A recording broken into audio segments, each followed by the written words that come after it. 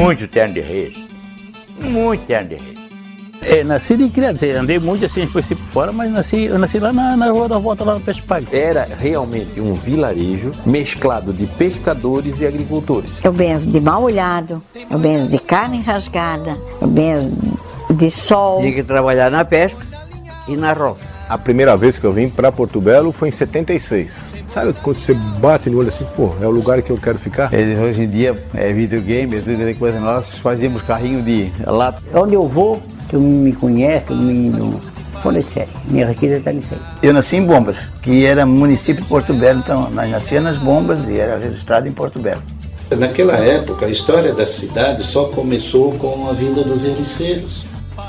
Eu estou na reportagem aqui. Podcast Retratos de Porto Belo.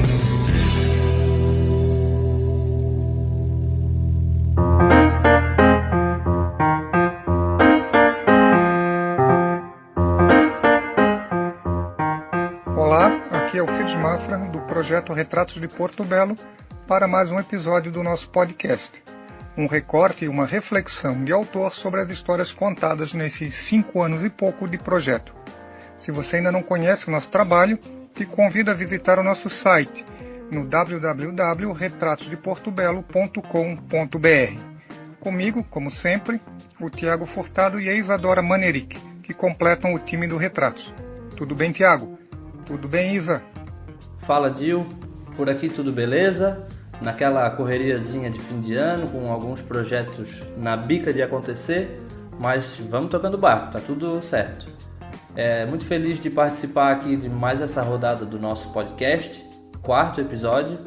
E se você é novo por aqui, está nos ouvindo pela primeira vez, eu sugiro que você busque os nossos outros episódios, os episódios anteriores. É só procurar aqui na plataforma que você está nos ouvindo e conferir nosso conteúdo aí de podcast. Tudo bem, gente? Pois é, chegando ao final desse ano complicadíssimo de 2020 e torcendo para que ano que vem as coisas melhorem, né? Enquanto isso, vamos para mais um podcast. E qual é o assunto de hoje? Hoje, Isa, a gente vai falar do mar.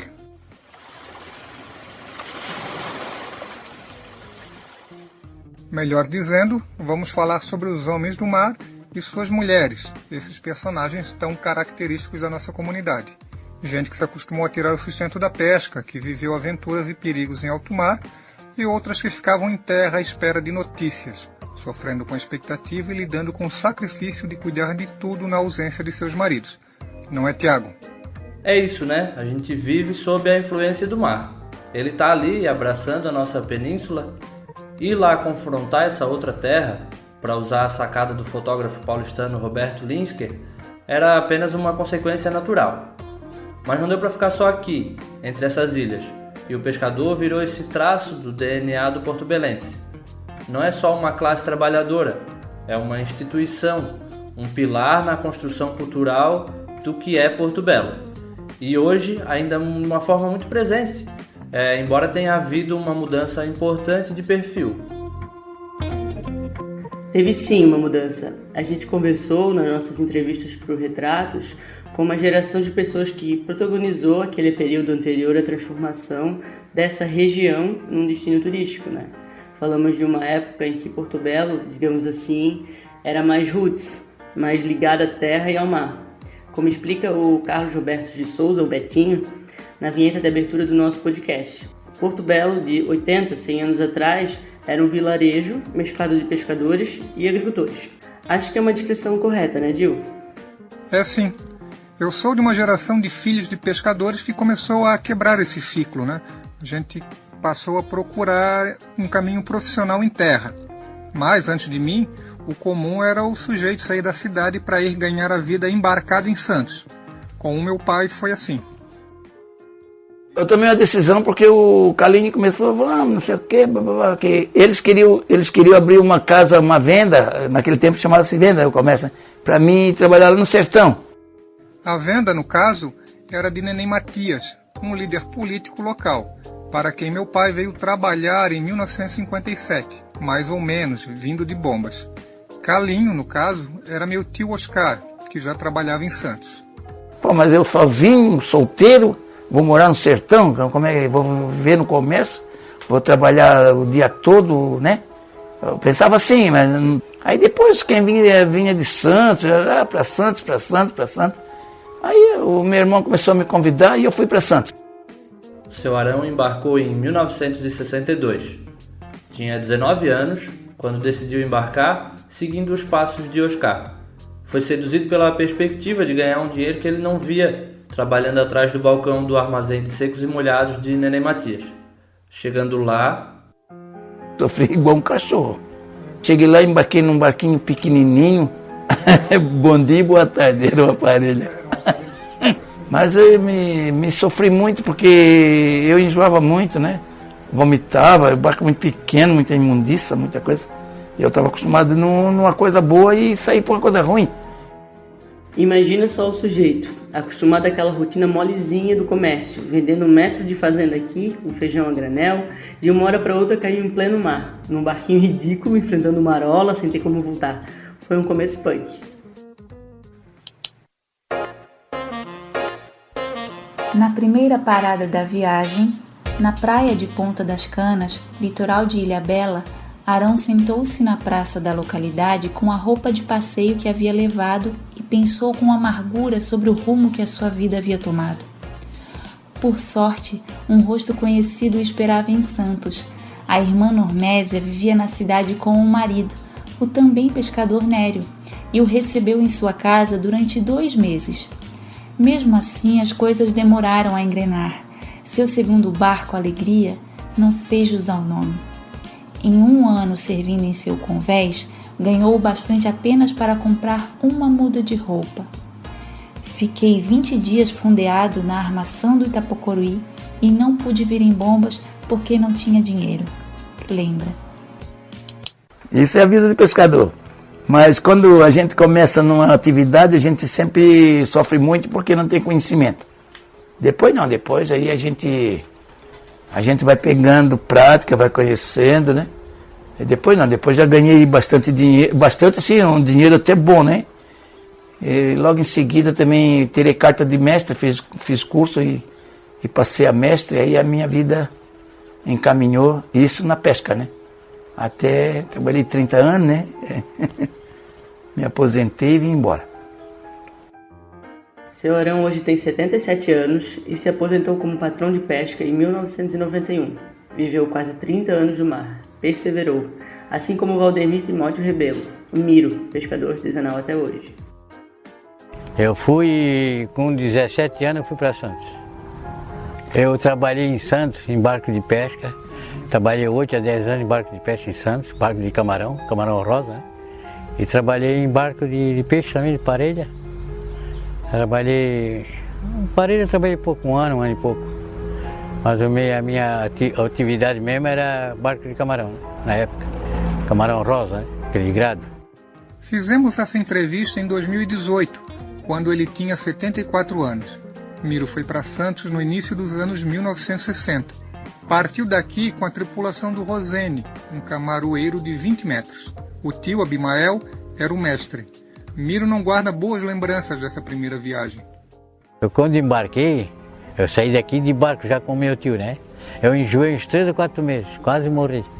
Enjoando, mas não desisti, entendeu? Não desisti, continuei no fim. Aí aprendi a língua Maranhão, como diz a turma, né? Aí trabalhei 8 ou 10 anos embarcando. Assim como o seu Arão, o Miro também perseverou. Voltou da primeira viagem com dinheiro suficiente para ajudar o pai a construir a casa no terreno onde ele mora até hoje, ali no centro de Porto Belo. Lá pelos 30 anos, quando a pesca em Santos começou a fraquejar, ele deu baixa na carteira e depois de algum tempo fazendo uns bicos, começou a trabalhar levando veranistas para a ilha de Porto Belo. Ou seja, ele fez a transição do antigo meio de vida ligado à pesca para um novo, agora voltado ao turismo. Um abençoado dia para você e sua família, 13 de 12 de 2020, 10 horas da manhã. Segue as posições das embarcações afiliadas que comunicaram até o momento. A La Riba, trabalhando a sudoeste de Cabo Frio. A Arvoredo 1, descarregando no porto de São Francisco do Sul. Bijuteria, trabalhando a sul da Barra do Rio de Janeiro. Boa Vista do Sul, descarregando no Porto de Santos.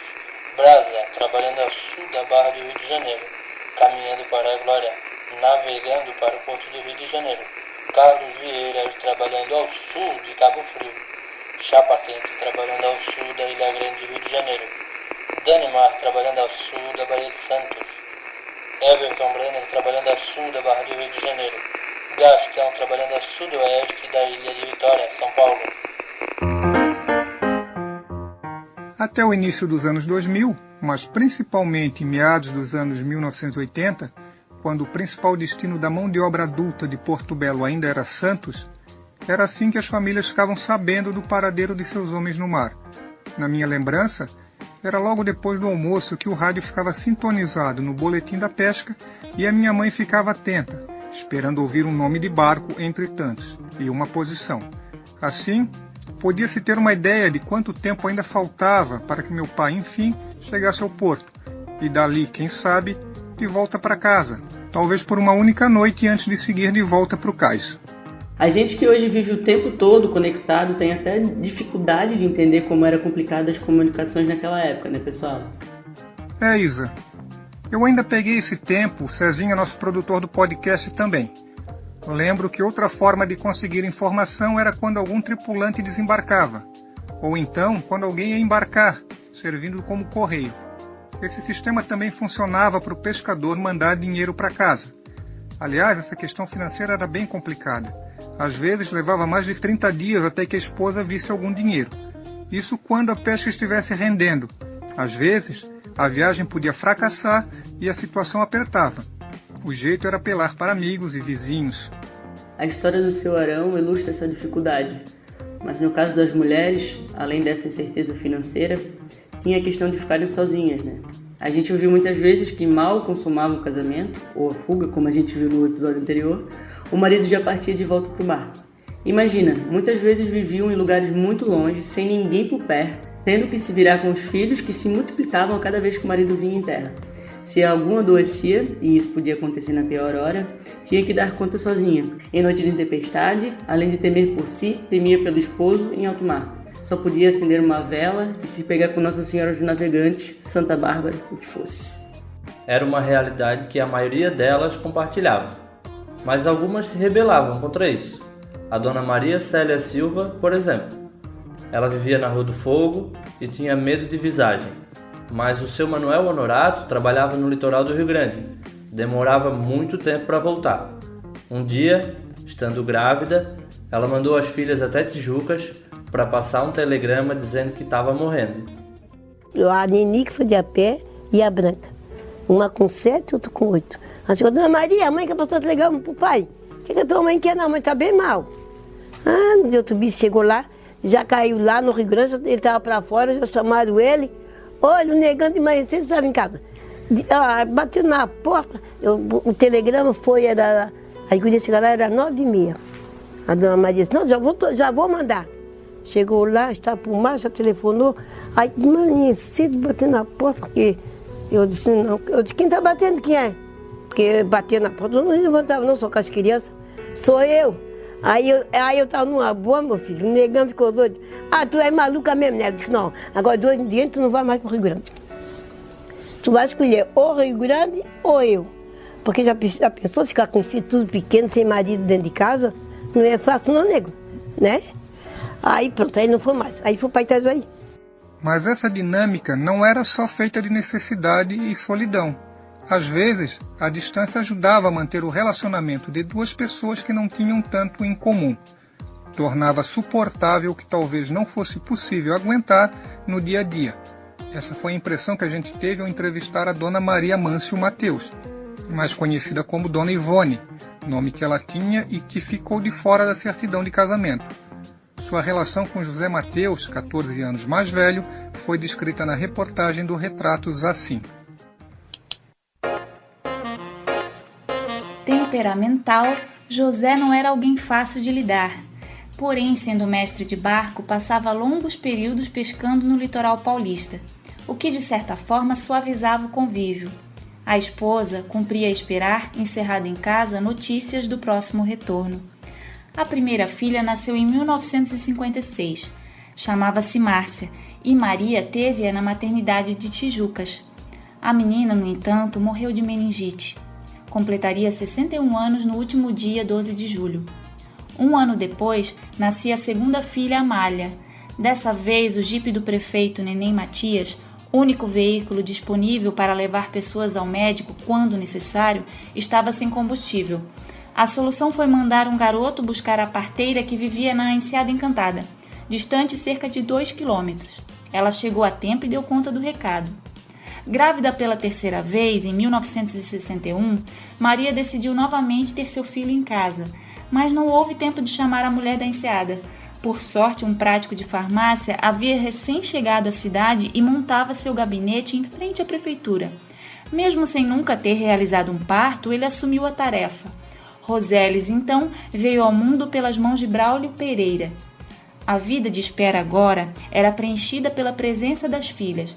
Maria costurava para fora e cuidava da educação das meninas. José vinha e logo partia. Não demonstrava muito apego pelas crias. Era um pouco rude, resume Dona Ivone. Em compensação, elas dispunham da absoluta cumplicidade da mãe. Já crescidas, tinham cobertura para dar umas escapadas e se divertir.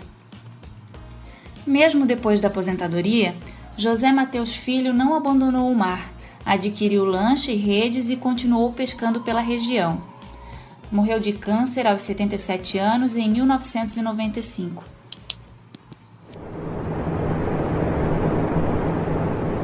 O tempo da rapaziada ir para Santos atrás de ganhar a vida acabou. O que não significa que a história de Porto Belo com a pesca tenha encerrado. Quando se fala em alternativa econômica, a cidade joga algumas fichas no turismo e flerta com a especulação imobiliária. Mas no meio disso tudo, a pesca continua sendo um setor importante da economia. Aqui no centro, temos uma colônia de pesca artesanal.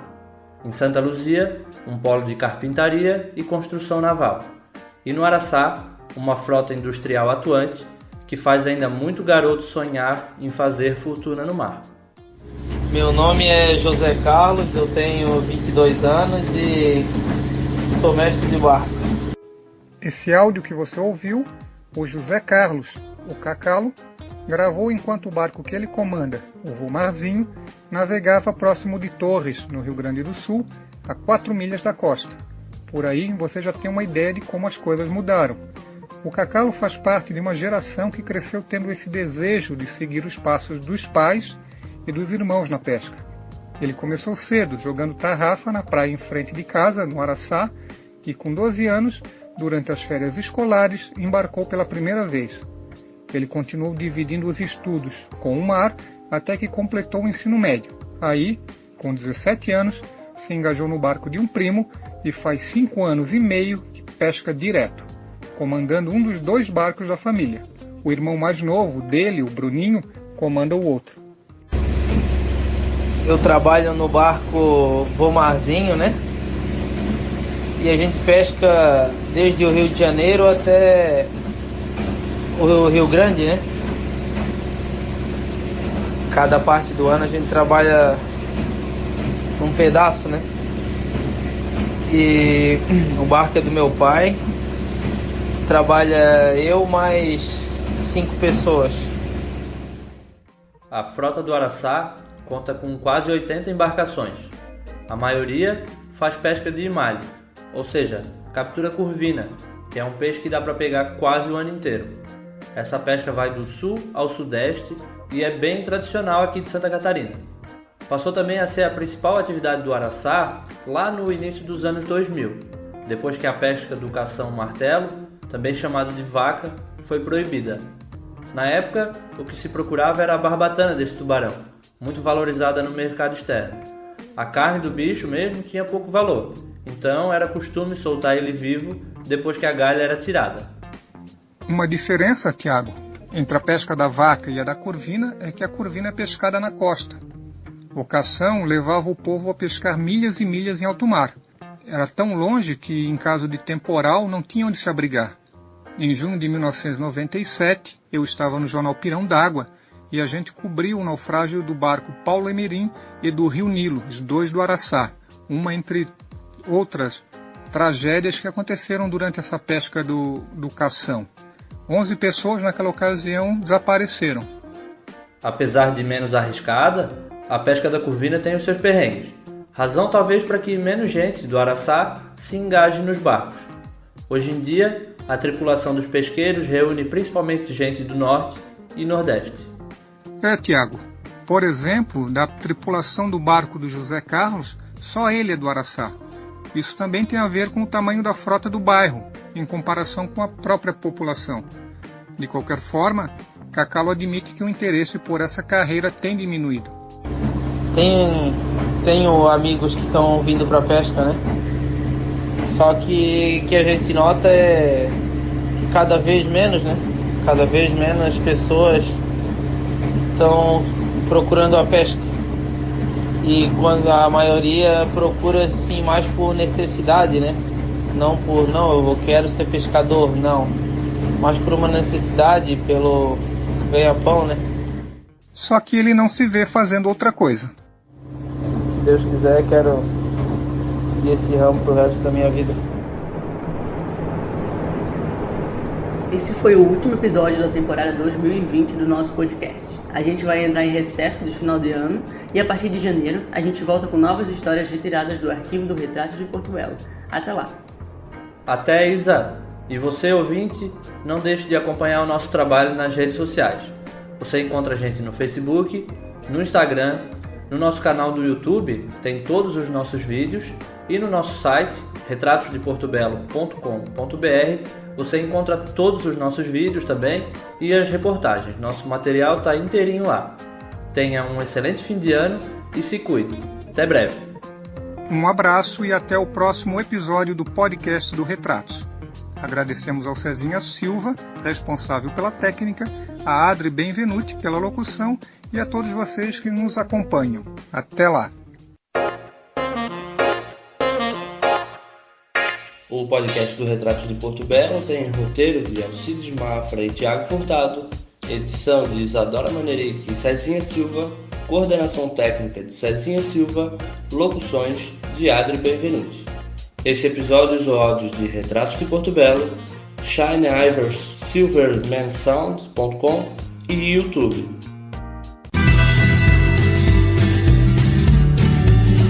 Podcast Retratos de Porto Belo.